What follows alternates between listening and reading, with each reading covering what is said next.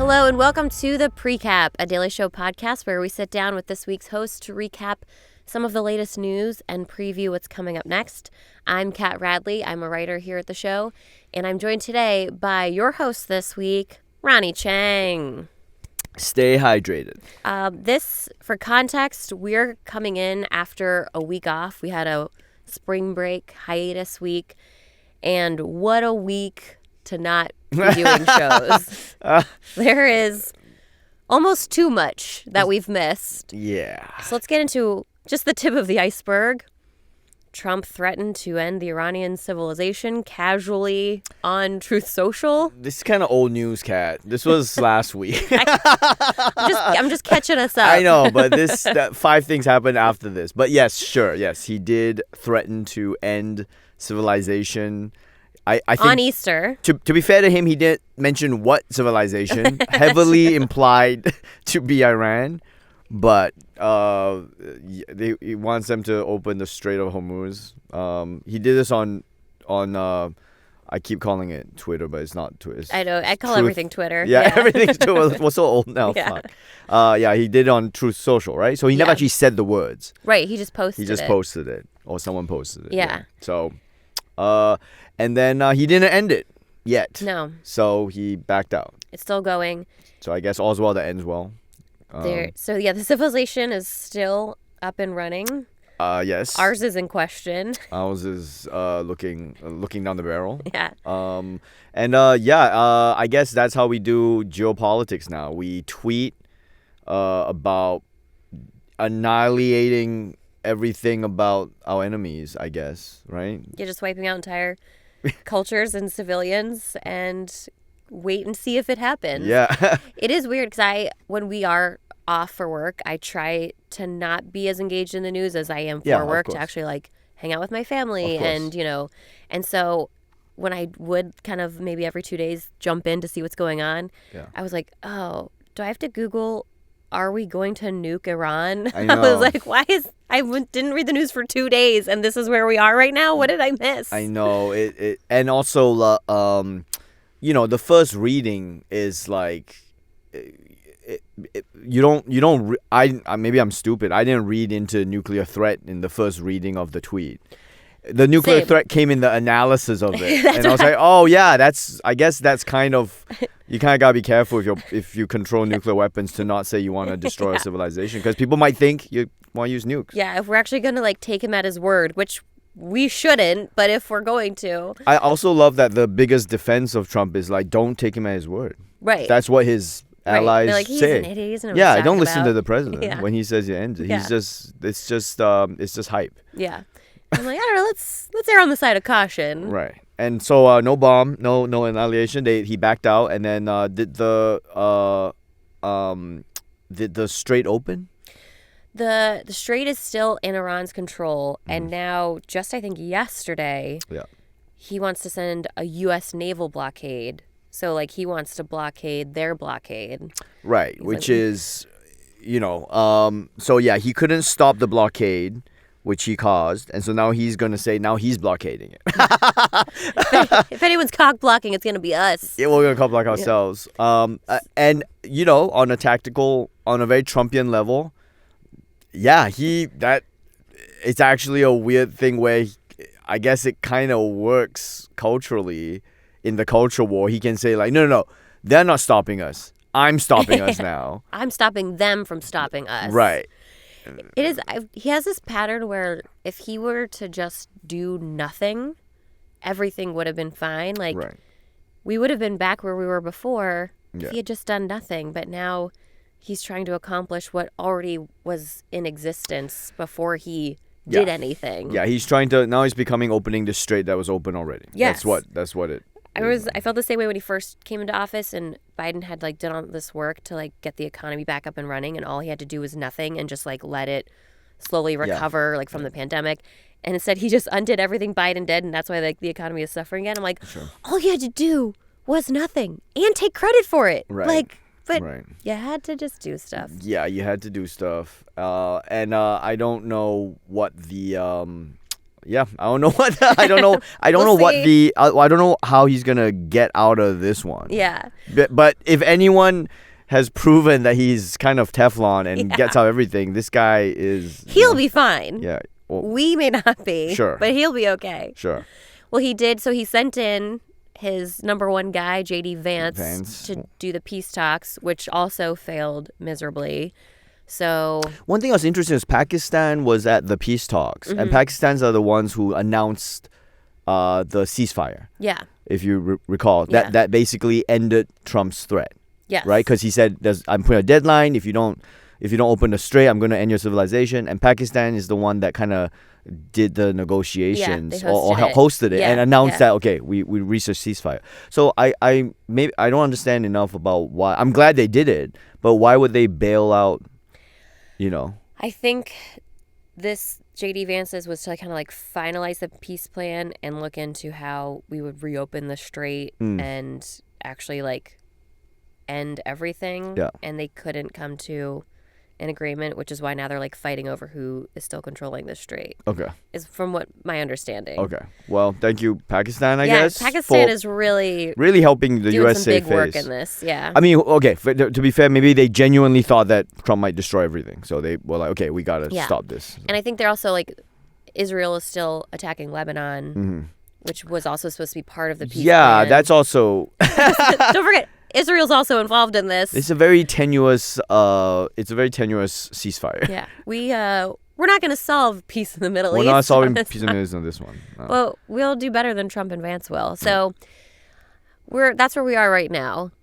And we're kind of going to be covering that on the show today probably. Yeah. But your week, you're going to pick up hosting tomorrow. And I'm sure there will still be shit going on concerning the Strait of Hormuz and Iran and the fallout of whatever crazy thing Trump maybe tweets tonight while we're sleeping. Sure. Yeah. So the Iran war is kind of our ever ongoing thing, whereas, a few weeks ago there's always a little bit of Epstein files lingering. Now there's always a little bit of Iran war lingering. Epstein files is now lingering under the Iran war. There's like different layers of... It's a layer cake. It's a layer cake of simmering awful. Shit. It's a layer cake of shit. Yeah. But some fun news. One thing that was nice to watch over the break was the story of the astronauts traveling around the moon. Yes. It seemed to be a story that people found joyful, inspirational, hopeful, and it was kind of nice to see people actually experience something together collectively and take joy from it, as opposed to just doom scrolling all the time. Yeah, it's nice to see kind of the U.S. government be responsible for something that kind of brings hope and joy. I hope people felt hope. I mean, even in the 70s, in the 70s when they still went to the moon. Apparently the mood was that people were kind of over it then. You know? They were kind of jaded about it because we did it. We did this. Yeah, but we haven't done a moon trip in so long, and it was easy to kind of be extremely cynical about it, considering how bad things are on Earth, and how much money we need here to do stuff. And you see all them kind of firing a rocket, and you're like, "What are you guys doing? We're doing this again." And I gotta say, I'm not one of those people. I'm very inspired by it. I think watching NASA at work is watching America at its best when it's being aspirational and inspirational. And I feel like that's America at its best when it inspires people to literally reach for the stars. In whatever industry, whatever that means for you personally, in your industry or your self-expression. In this case, it was literally reaching for the stars and seeing people do it. And I guess every astronaut is woke because they were in space going like, the Earth is beautiful and... Just being like introspective. Yeah, introspective and like, what are nations? And, we're all on this rock in space floating. Why are we fighting in the comment section? Yeah. All we have is each other. Yeah. But, I guess NASA and all these astronauts are and they're just... like, shut up, lefties. Yeah. Yeah, shut up, lefties. Anytime anyone shows any little bit of humanity and compassion, they're just like, shut up, God. Woke idiots. Yeah. I guess he was a fighter pilot. I guess he's a woke fighter pilot. The astronaut. Yeah. These guys are all test pilots, so he's a woke Top Gun. You have to be a badass to be an astronaut. Nah, he's woke. And then they went around the moon, and And it's also interesting to see, like, I'm a real NASA Apollo program nerd. I actually watched how they people rebuilt the Apollo computers in modern times just for posterity, just to see how the I'm a huge dork with NASA, and so it's interesting to see how much technology has come. Yeah. You see these astronauts, like, they went to the moon. America sent people to the moon with like less computing power than like a Casio wristwatch, and now they're like on their phones. I think they had Outlook at the moon. They were like Starlinking. Like the tech now is, can you imagine, like, 60 years improved from the, it's been that long. Yeah, so, they're still using, in Apollo 13, they're still using like pen and paper in the, Yeah. It's a stopwatch. Yeah, and they call back and people are like doing the math equations back in using a slide ruler. Using a slide ruler. So technology's come a long way. I don't know what this means for the future. Hopefully this leads to something. But I'm just saying the humanities aspect of it alone, I think, was worth the $200 billion they burned up. Just to give humans a single moment of connection with people that might be different from them. Four people were cured. 4 astronauts were cured of their hatred. Yeah, so we just gotta keep doing that. We just gotta keep doing that. Just send people out, 4 people at a time.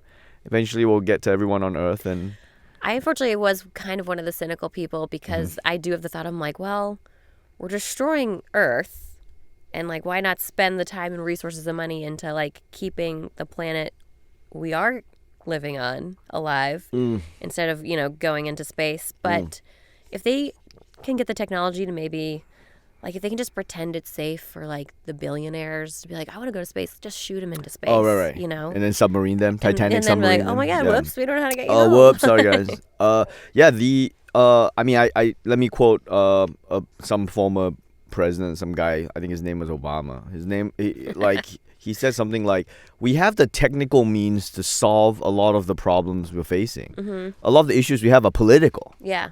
We have the technical solutions to, most of these environmental like problems. We have like the science to cure all of these diseases. Yeah, we're on to track. Reverse the damage to the environment. Yeah. A lot of the knowledge and science is out there. We're just letting, greed, corporations, and politics, political differences get in the way of it. We could be living in a paradise, but a couple of evil billionaires don't want us to be. So, from going from the moon to Epstein. Yeah, because we're going into the next layer. Next layer. It's always there. Yeah. This was also, if, the astronaut story was joyful, this was also a joyful moment of news. I didn't get what the hell this was. Nobody did. So Melania came out unprompted and gave a speech to talk about her relationship to Epstein, denying ties to Epstein, denying that she, I believe, was a victim of Epstein. And the number one reaction is, "What are you talking about?" Like, no one even was thinking this until you said it. No one's wondering about this.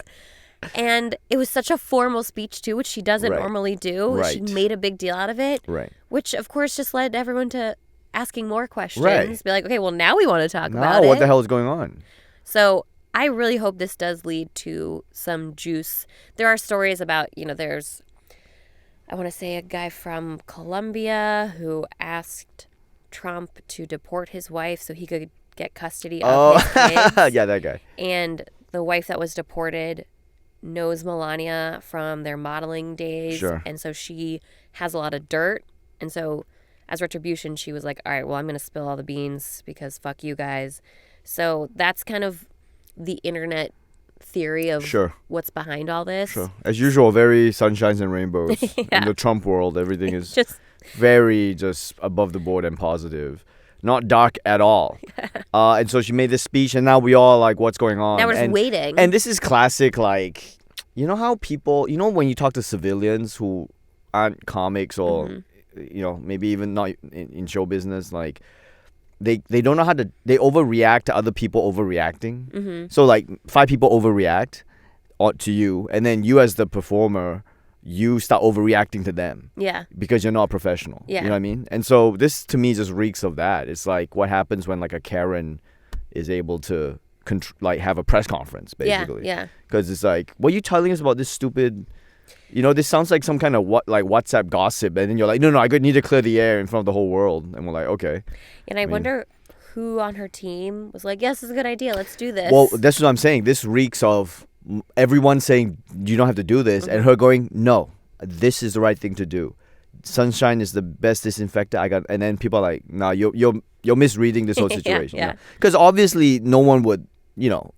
Any junior PR person would be like, this is weird. No one's talking about this right now. Yeah, let's not do this. So I do, though. If it would be great if just a few days from now, a big, juicy bomb drops, metaphorical bomb, about, what is lying beneath this. This is? What's like, why is she, what is she getting in front of? What is she protecting? Also, what's so funny is that, like, they cynically started the Iran war to distract from Epstein, and then she's like, oh, he has to go back to Epstein. She's like, oh, honey, that's why you started the war? Oh, so sorry. She's like, we just did a whole thing to get past this, and you're bringing it back. That's why I bombed Iran. God damn it, Melania. And she went into this thing. And also, by the way, it's just like, you're saying this, but there's photos of you of Epstein. There's photos of that video of your husband. There's all this stuff linking your husband to Epstein and you. So it's like, why are you bringing this up? Yeah, because it's very easily debunked. Yeah, just hire me as your PR. I won't let this happen. First, the White House. Ronnie's got your back, Melania. I got your back. Just give him a call. Just deny it. Just don't even go on. Stop going on the internet. That's really, it's just. It's really just get off. Blackout. Social media. Yeah. Some close to home news. New York Mayor Eric Adams was granted Albanian citizenship. Yeah, what's up with this dude, eh? I don't know.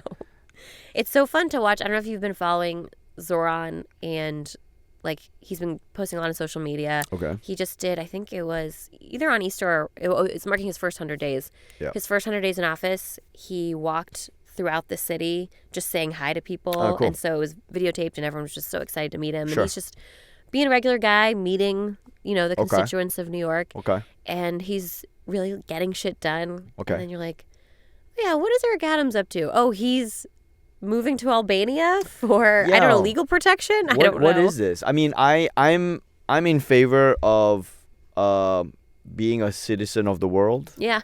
And this post-nationalist view of okay, you everything. Lefty. Is that left? I don't even know. Okay, if it's left, sure. I'm just saying, like, being able to, come and go. Yeah, my home is everywhere. Totally. But what the fuck is this? Because, what it just reeks of, you're trying to evade the law or something. Like you're afraid of getting prosecuted, perhaps, and you need sanctuary somewhere. So what are you... no one's assuming, he just wants to see the world. People are like, oh, you're escaping something, Yeah, bro. you're escaping something, man. Yeah. I get it. I mean, you have passports in your pocket. This must be his, third citizenship, I feel like. Yeah, because Turkey or he had something? a good relationship with Turkey for a while, so I think he's just kind of... Any other person would be like, good for you for traveling. Yeah. But listen, if it gets him out of New York and keeps him out of New York, I'm also this brings me to the next point. Was who are the best New York mayors? I mean, I just say Mamdani. I think LaGuardia was good. Yeah, he's got an airport. He must have done something good. He had an airport. He would go on the back of trucks and look for potholes and fill them. Oh, cool. That's why everybody loved him. That is one of the things Mamdani is doing. Oh, he's doing? Yeah, he probably read. He did a whole pothole filling spree and has filled, I That's want to say, at least 6,000 potholes so far. Yeah, that's the LaGuardia thing. And not the one on my street. Also, LaGuardia, apparently, for some weird reason, he refused to land at what was JFK Airport. LaGuardia did? Yeah, and so he kept landing at this other location. I'm butchering the story, but basically that location became LaGuardia Airport. He just didn't want to land at the other one, and so he kept landing. But he was a beloved mayor. I think Prime Giuliani was very beloved. In the Prime, I'm talking. I'm not era. the leaking from his head Giuliani. The dry and coherent Giuliani. Yeah. Prime Giuliani was good. I love that LaGuardia story because LaGuardia is a great airport now, and it's in a much more convenient location to get there from Manhattan. Yeah, LaGuardia. I mean, LaGuardia Airports send us some money because honestly, it was the biggest turnaround. It went from the worst butt airport. Of the joke. Yeah. It's the worst airport the to worst. now it's literally the best. I go there and I'm like, I don't even need to book a flight. I'll just hang out. It has it's a good airport. Beautiful lighting, Yeah, bars and restaurants. Good. Yeah. Oh, great. Yeah. Go to LaGuardia Aircraft. Yeah, it's Terminal C. Gorgeous. Love it. Speaking of airports. This is a great segue. So there's an air traffic control shortage, which we know. Some of you may have been feeling it lately. I haven't flown in a while, so fuck that. I fly a lot. Have you felt it, the long lines? No, I actually, thankfully, skipped. I missed it because I happened to not be flying for a few weeks, and then I missed the whole awfulness of it. But you make everyone land at a different place. That's not JFK Airport. Probably Ronny Chieng Airport. It's going to be Chieng Airport. It's the Hudson River. I was just flying yesterday and this weekend, and it was fine. Okay, good. Yeah. So the FAA is specifically trying to recruit gamers to come work for FAA's air traffic controllers. I guess because they think they're already good at, computers, control, sitting for long periods of time. They think the skills will translate to the job somehow. But in reality, being an air traffic controller is really high stressful, really high stakes because you're responsible for so it's Call of Duty. Yeah, that's true. People coming after you on screens and you're sweating and your girlfriend's yelling at you. And you have to handle a lot. Your mom's telling you to go do a laundry. Like you need you need a good temperament. Yeah. It is weird in America that FAA is such a, the air traffic controller shortage is an issue. For a country that flies so much. Yeah, yeah. I mean, it's really just a matter of, because they were asking for, better hours so they weren't exhausted. They wanted more money. Working too long and more money, which they deserve it because airplanes and air travel is something that is universal. Generally, everybody uses it. It's not like for one demographic or another. At least in the course of a year, I feel like everyone in America is going to fly at some point. Right. So it seems like it's an issue that everybody would get behind, giving air traffic controllers more money. It seems like a very easy issue and an easy win for the Trump administration to do. Yeah. But they're not. They're not. And what's weird is, for me, I'm always like, how come they don't just... The people who need this are the airports and the airlines. Yeah. So they should, just pay. I'm sure the airlines will be like, we'll pay in for it. Yeah, right? like Delta could kick in a few more. Yeah, kick in some money for this. I mean, that's who needs it, is the airports and the airlines. But, okay, that being said, recruiting from gamers, your pool of gamers in America, I love it. I love the idea. Give them some employment. As you said, the skill set is there. Multitasking, sitting in a chair for a long time, looking at a screen. Analyzing, it's, I guess, in a weird way, it's a video game, except if you lose, people die. Get them out of the house. Get them out of the house. Yeah. You can have all the Mountain Dew you want. Yeah, they don't tell you that, but FAA has made it clear you will have all the Mountain Dew code red you want if you join their task force. They also already wear that thing anyway, that headset anyway all the time, so you're halfway there. You might as well you might as well be serve your country and get paid looking at a screen and Just want them to confuse the two. Be like, all right, we got him, shoot him down. No, land the plane. Land the plane. Different game. Yeah. America, I don't know, the environmental side of me is everyone should fly less. Yeah. But the reality is everyone in America takes flying for granted so much. Totally. America's just a country that flies around. And it's also a big country. You need to kind of fly around to get stuff done. So I remember looking into this, and I think the FAA is there's only one school.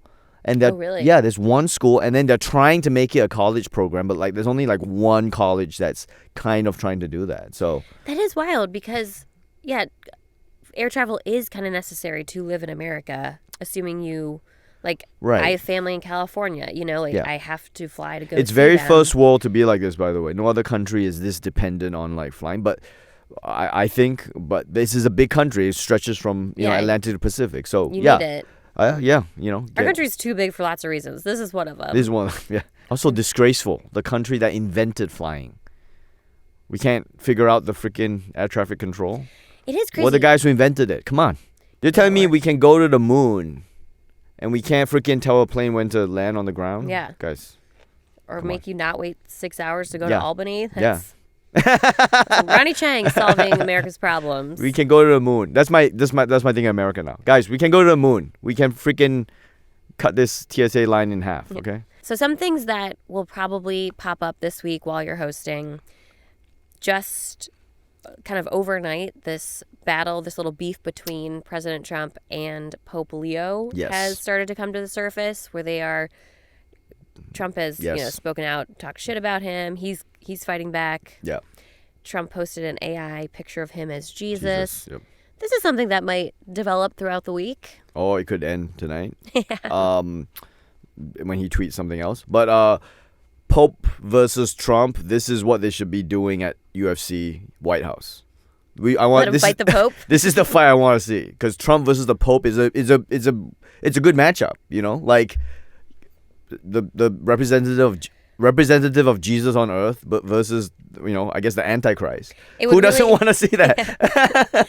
It would really put Christians in a tough spot. Like you have to pick a side, and they claim to be pro-Trump, but this is who you're gonna pick. This is literally Jesus versus who you think is Jesus. Like it's Alien versus Predator to me anyway. as a atheist outside religion, I'm like this to me watching.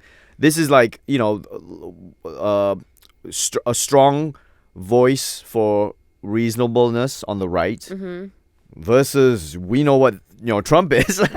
Even more reasonable voice on the right. So that's why it's like who are I feel like I guess I feel like the Christian right is now having to organize, right? I can feel them kind of a little bit. It's also trying to organize to see who they back. Yeah, because they also.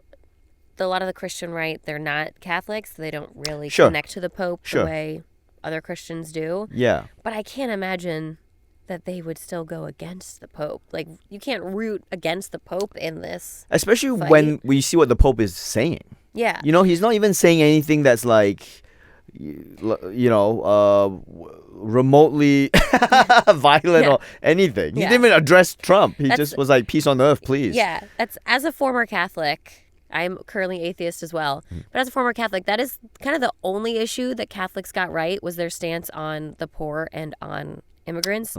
They're very pro-immigrant, help the poor, help those in need. Okay, yeah, good. they're very like, take care of the sick, take care of the needy. Good. That's kind of the only thing that I can agree with them on. Okay. And this Pope, I think, is specifically very like pro-immigrant and very vocal about it. Sure.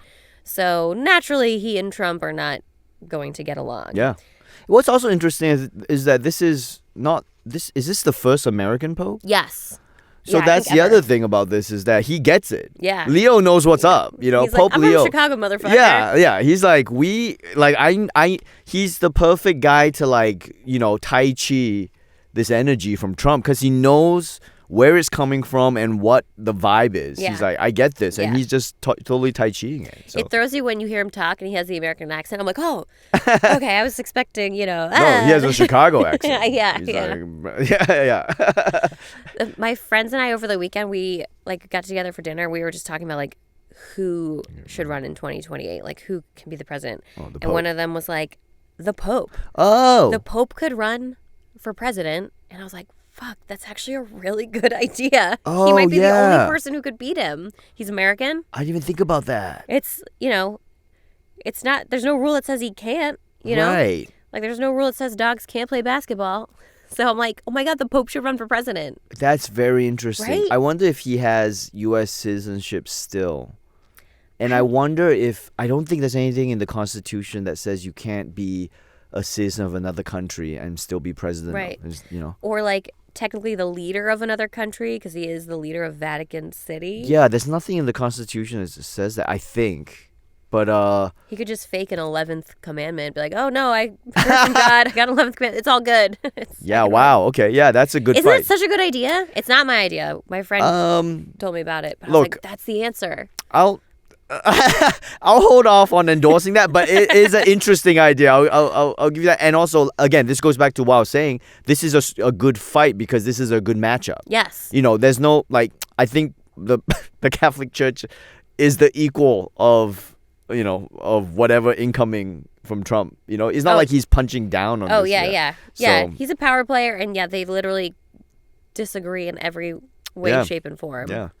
So, Trump responded to the criticisms by tweeting, by basically shitting on the Pope, which called him a loser, which which hilarious. is bold. And then he followed up with the AI picture of himself as Jesus. And this picture of Jesus might be this is a good argument against AI.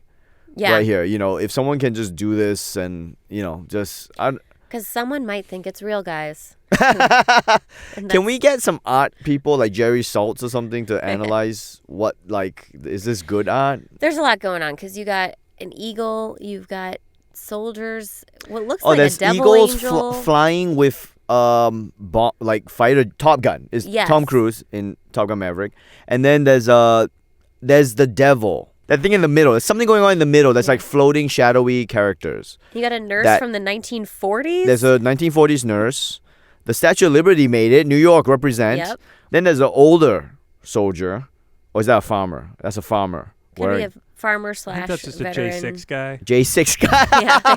He's a J6 guy in front of the Capitol. And then a kid, which I gotta say, a little gender ambiguous, actually. So okay. So woke. A little woke. And then Epstein. Jeffrey Epstein being cured in the middle.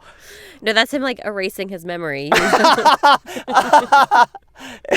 When you do not mention my name. You will not mention my name.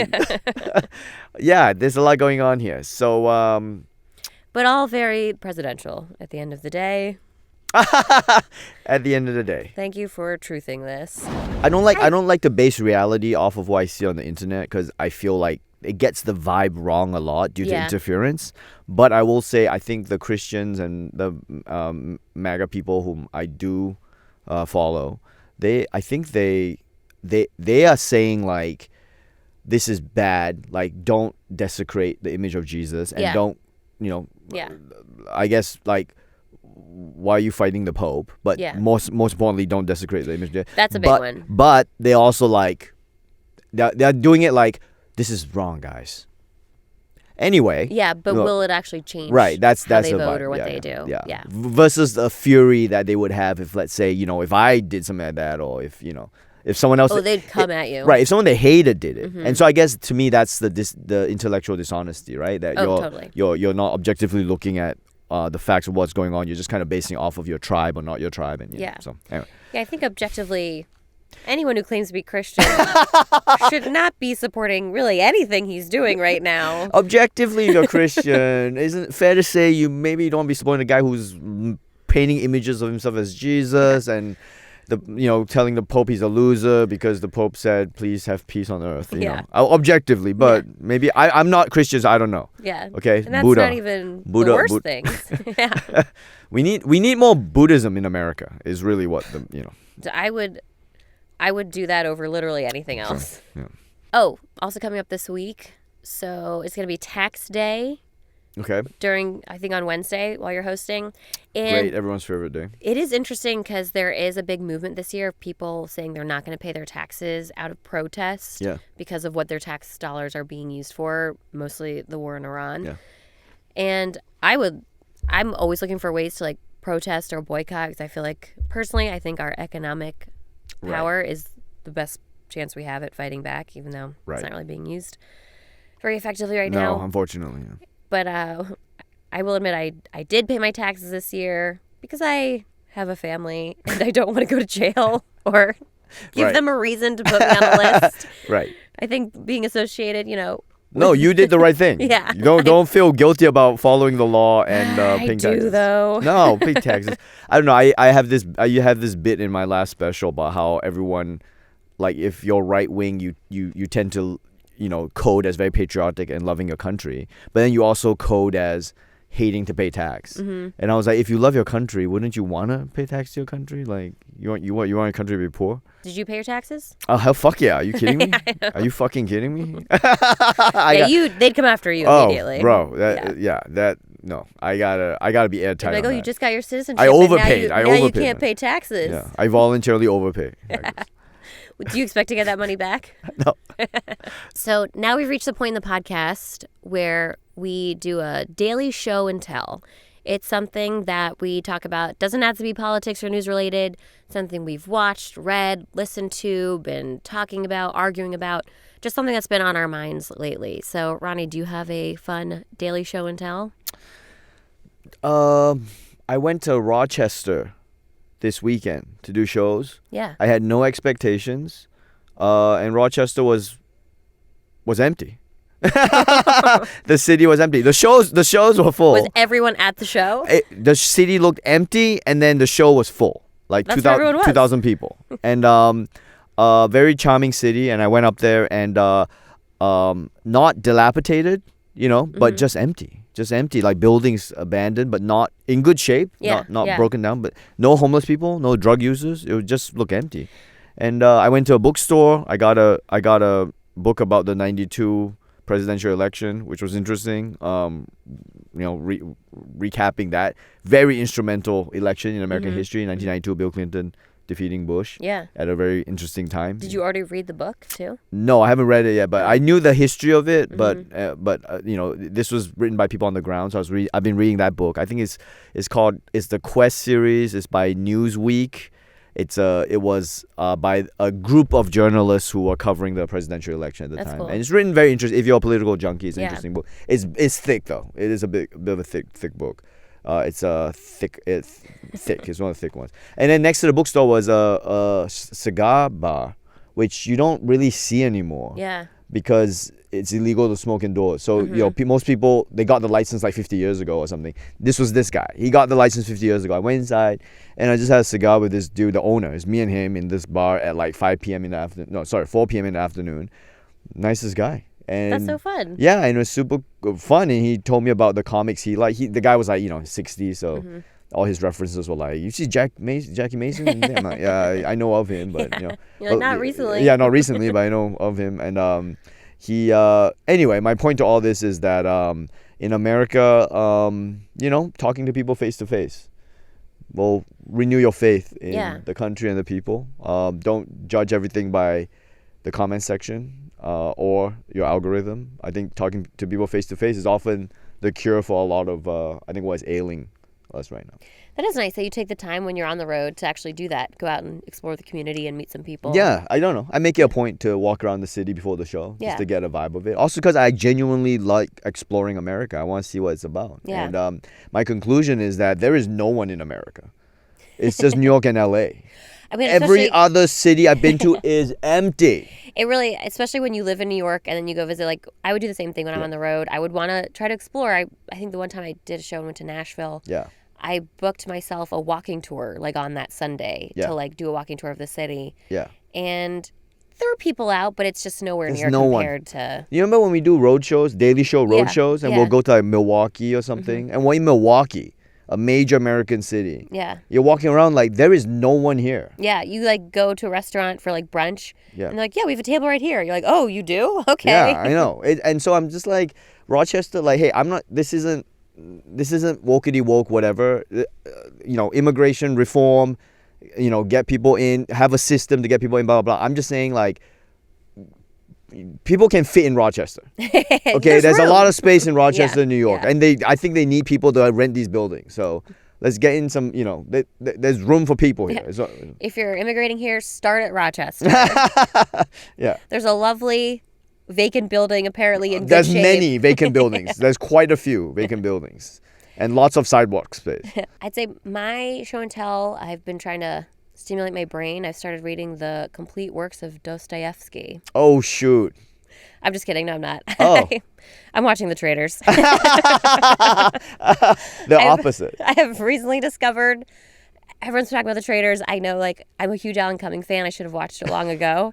So I finally watched season 4. It's amazing.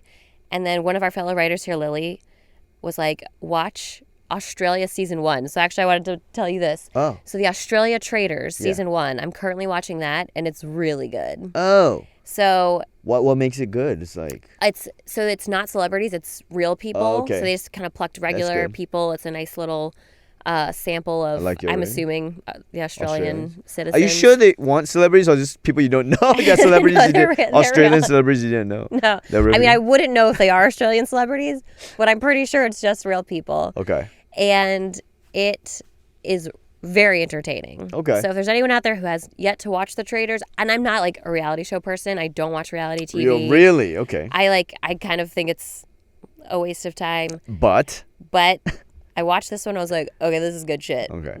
I think my friend is on the American one, Eric Nam.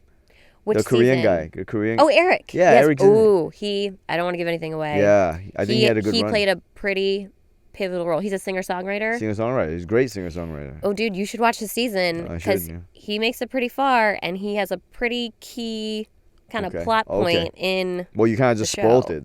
Nope, there's no. Well, you did spoil it because you said you said he made it pretty far, so I know he's not gonna make it. Pretty far could be final 10. No, that's not. I did a poker read there, so. It's still worth watching because you got to see what goes down with him. Okay. It's worth seeing. I heard about this. Or you could read Or you could read Dostoevsky. Or you could just watch Australian Traders season 1. No, I'm not trying to help my brain in any way, shape, or form. I'm just going with it. Mm.